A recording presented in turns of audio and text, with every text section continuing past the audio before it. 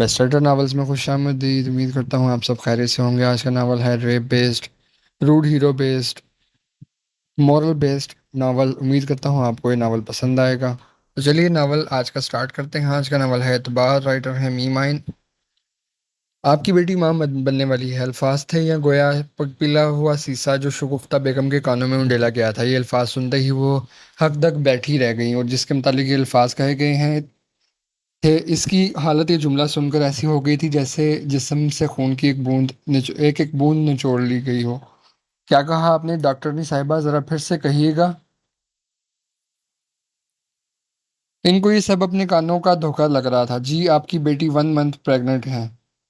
शगुफ्ता बेगम के दिल ने शिद्दत से ये ख्वाहिश की थी कि काश इनकी समात छीन ली जाती और वो महरूम रहती इस बदनामी के ऐलान से। उन्होंने नीली पड़ती खुशबख्त को बाजू से पकड़ा और अपने साथ खींचती क्लिनिक से निकल गई। पहुंचकर बाहर का दरवाजा बंद किया और इसे सहन में ही पीटना शुरू कर दिया। बदबख्त, ये क्या कर दिया तूने? अरे तू मर क्यों ना गई ये सब करने से पहले? बल्कि मैं क्यों ना मर गई ये दिन देखने से पहले? हाय बर्बाद हो गए हम। क्या मुंह दिखाऊंगी मैं तेरे बाप और भाई को? अल्लाह करे तू शाम होने से पहले ही मर जाए खुशबख्त। इसे पीट पीट और कोस कोस कर वो खुद भी वहीं जमीन पर बैठ कर रोने लगी। खुशबख्त ने अपना नीलो नील चेहरा रगड़ कर साफ किया और कमरे में जाकर कुंडी लगा ली, जबकि इसकी बेबस माँ सहन में फर्श पर नंगे सर बैठी खुशबख्त को और साथ खुद को भी कोस रही थी। हा हा हा हा। अम्मा, बहुत मजाक करती हैं आप भी। हा हा हा। उफ, देखें, हंस हंस कर मेरी आंखों में आंसू आ गए। वो कहकर लगाकर हंसती पागल हो रही थी। इसे यूं हंसता देखकर वो मुंह में आयतुल कुर्सी इस पर पहुंच गई।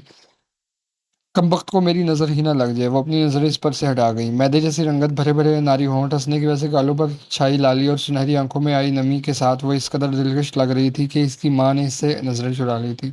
बावली हो गई है क्या? मैंने ऐसा कौन सा लतीफ़ा सुना? हंसी रुकने का नाम नहीं ले रही। वो कमर पर हाथ रखती सख्त नजरों से इसे देखते ही बोली। तो इसकी फिर से हंसी छूट गई। आपने सोच भी कैसे लिया अम्मा कि मैं इस कंगले फकीर से शादी करूंगी? है ही क्या इसके पास? बस शक्ल ही थोड़ी अच्छी है। अब मैं इस मामूली सा स्टोर चलाने वाले से शादी करूंगी? इस सदी का सबसे बड़ा जोक मारा ये आपने। वो नाक से मक्खी चला गई। अरे लाखों में एक है मेरा बच्चा, और कोई छोटा स्टोर भी नहीं। अच्छा खासा बड़ा है और अच्छा खाता कमाता है। वो तो तब ही उठी थी अपने लाडले की शान में गुस्ताखी पर। अपना वो प्यारा बच्चा अपने पास ही रखो, मुझे नहीं चाहिए। मेरे लिए तो कोई अमीर शहजादा ही आएगा, देख लेना आप। वो कहती अपने शहजादे के ख्यालों में गुम होने को थी जब पीछे से अम्मा का झांपड़ रसीद हुआ। हाँ बीबी, एक तुम ही तो रह गई हो किसी शहजादे के लिए।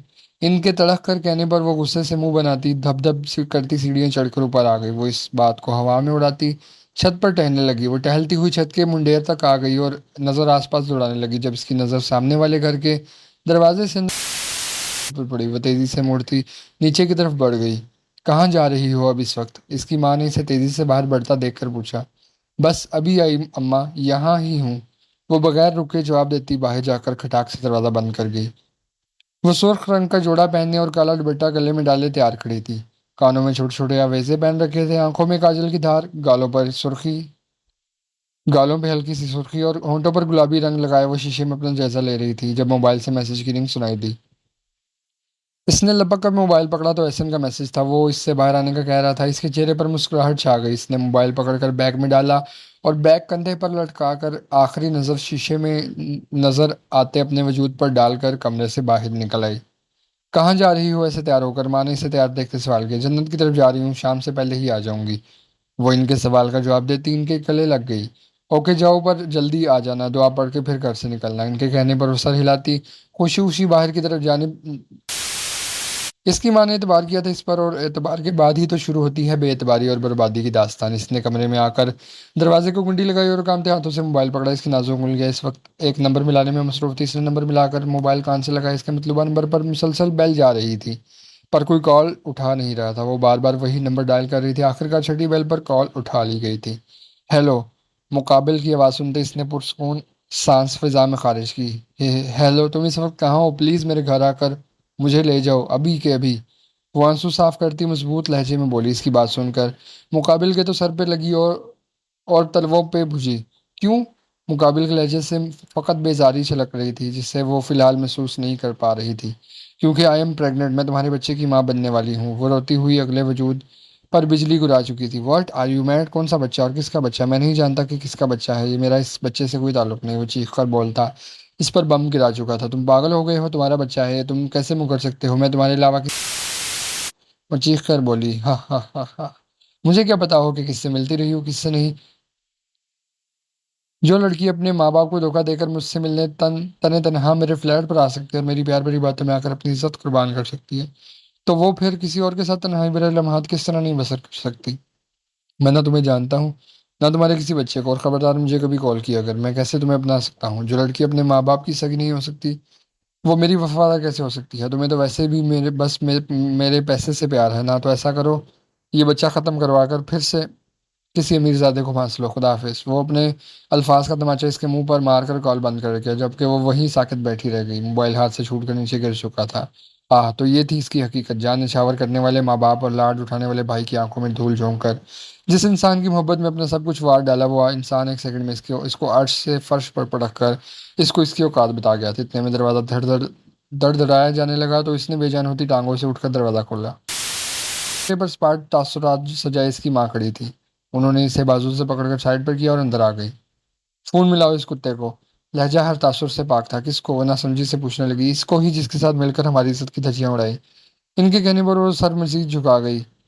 किया था फोन और बता भी दिया, पर वो कहता है कि ये ना हो इसका बच्चा, ना वो इसका बच्चा है और ना ही वो इसके मुतालिक कुछ जानता है। इसके अब के इसके अपने तासुरात भी स्पार्ट थे। वो दोनों धड़ से कुछ गिरने की आवाज पर पलटी थी, जहां इस बदबख्त बेटी का बाप सीने पर हाथ रखे नीचे गिरकर होशोहवास से बेगाना हो चुका था।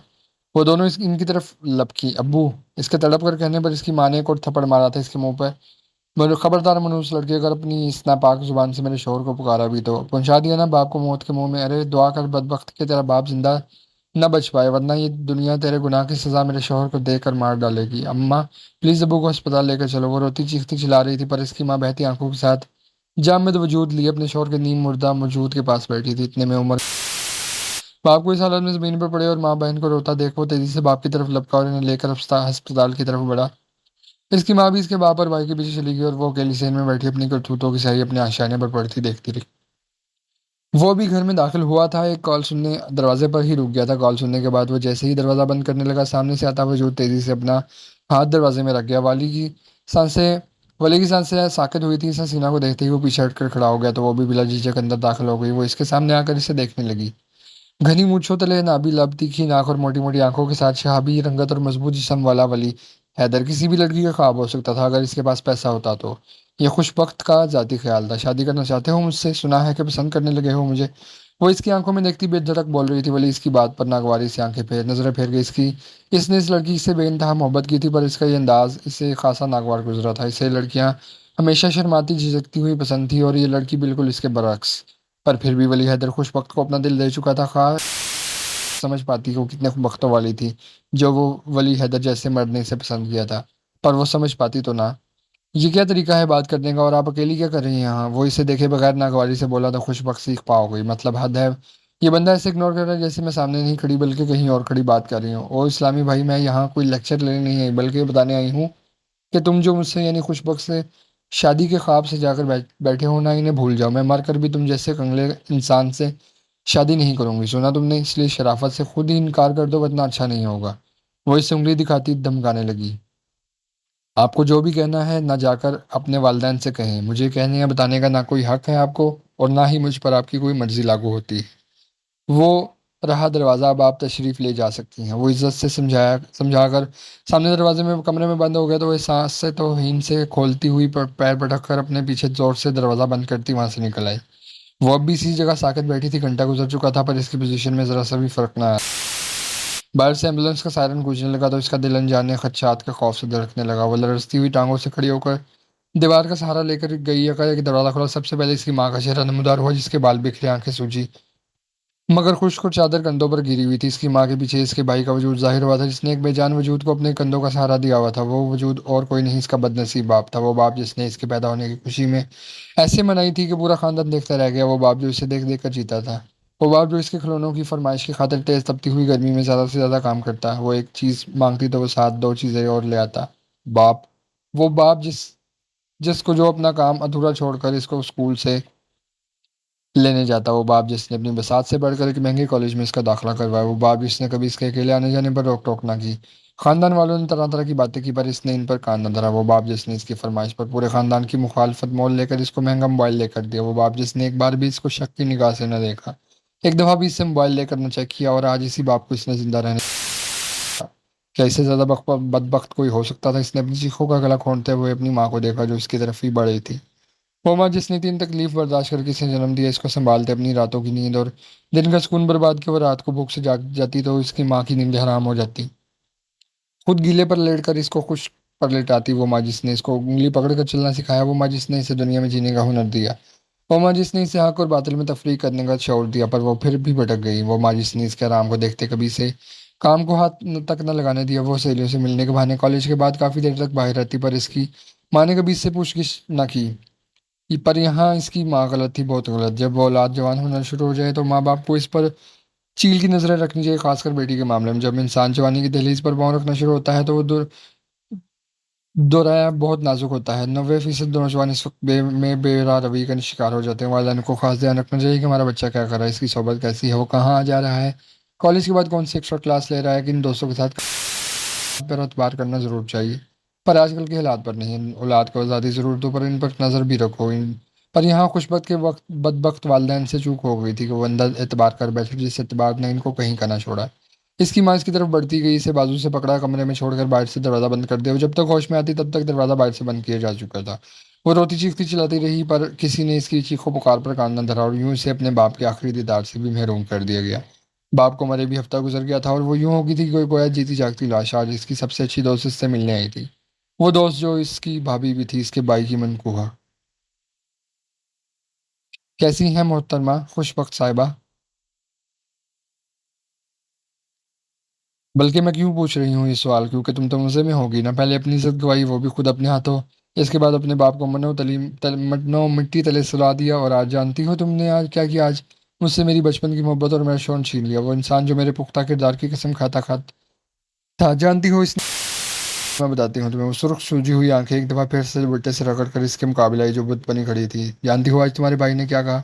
इसने कहा, माफ करना सबा, पर मैं रुखसती नहीं चाहता, बेहतर होगा कि हम इससे अलग हो जाए। मैंने रोते बिलखते इससे अपना कसूर पूछा तो जानती हो इसने क्या कहा?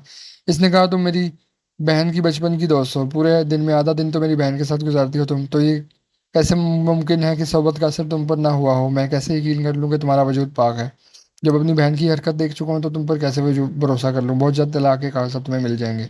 अब बताओ खुशबख्त, क्या हासिल हुआ तुम्हें इस सब से? तुमने अपने साथ साथ हम सबकी जिंदगी भी बर्बाद कर दी। हम सबको बर्बाद करके तुम कभी कैसे आबाद हो सकोगी? वो कुत्तों के बल गिरती फूट फूट कर रोती जबकि सामने खड़ी खुशबख्त के दिल ने सदा दी थी, काश इसे इस सबसे पहले मौत आ जाती या अभी आ जाती। पर हर घड़ी कबूलियत की नहीं होती। इसके जाने के बाद भी वो बुत बनी वहां खड़ी थी।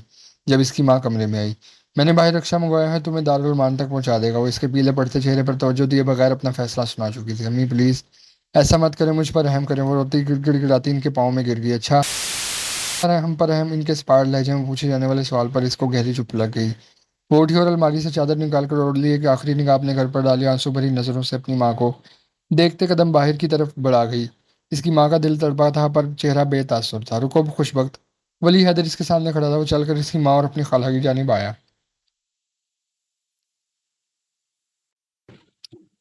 खाला, आप चाहती थी ना कि खुशबख्त से मेरी शादी हो? मैं खुशबख्त से ना सिर्फ निकाह करूंगा बल्कि इसको लातू को भी अपना नाम दूंगा। आपसे बस मेरी इतनी खुश सी गुजारिश है कि खुशबख्त के फारिग होने तक आप इसे मेरी अमानत समझकर पना दे दें। फिर मैं इसे निकाह करके रुखसत करवा कर ले जाऊंगा अपने घर। माँ बाप के बनने के बाद आपने औलाद की तरह पाला है तो एक बेटे की बात का मान रख लें प्लीज़। वो इनके हाथ थामता अपनी निगाहों आंखों से लगा गया। उन्होंने इसे बाज रखना चाहा पर वो बहुत खूबसूरती से अपनी बात मनवा गया। और फिर खुशबख्त ने जिस दिन बच्ची को जन्म दिया, इस दिन पूरे अस्पताल ने इसकी चीखें सुनी थी। इसको अपनी गोद में पड़ी बच्ची में एक और खुशबक नजर आ रही थी, पर यहाँ भी वली हैदर ने इसे अपने प्यार से समेट लिया था। जब ने इनकार करना चाहा तो इसकी माँ अपना दुपट्टा उतार कर इसके कदमों में रख दिया। थोड़ी ही देर में वो अपने तमाम हकूक वली हैदर के नाम कर गई। इसके भाई ने तो इसकी शक्ल देखनी भी गवारा ना की थी और इसके रुखसत होने से पहले ही घर से निकल गया, जबकि इसकी माँ ने इसे ना गले लगाया ना कोई दुआ दी, पर नसीहत जरूर की कि जियो या मरो पर इस घर का रुख ना करना, तुमसे हमारा कोई रिश्ता नहीं। वली हैदर ने इसका हाथ थामा और इसे इसलिए इस घर की दहलीज पार कर गया और फिर जिंदगी नई डगर पर चल पड़ी। वली हैदर ने इसे मोहब्बत की एक नई किस्म से मुलाकात करवाई थी। वो इसका बेपनाह ख्याल रखता, इसका हर काम अपने हाथ से करता।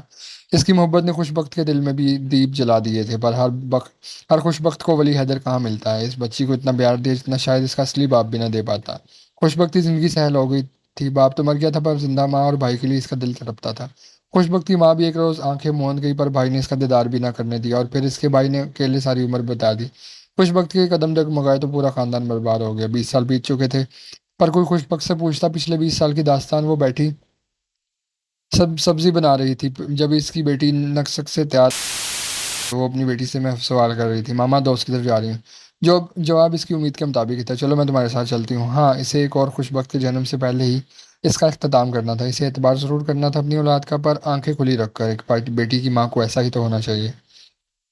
तो रीडर्स, यहाँ पर ये नावल ख़त्म होता है। उम्मीद है आपको ये नावल पसंद आया होगा। नावल कैसा लगा कमेंट में ज़रूर बताएं, और रीडिंग कैसी जा रही है ये भी कमेंट में बताएं, क्योंकि ये रीडिंग जो है वो मेरी फ़र्स्ट टाइम है। तो आपको उम्मीद है कि आपको ये रीडिंग भी पसंद आ रही होगी, नावल भी पसंद होगा। तो उम्मीद है कि आप नावल को रीडिंग को एंजॉय कर रहे होंगे। नेक्स्ट नावल में मुलाकात होती है, तब तक के लिए अल्लाह हाफिज़।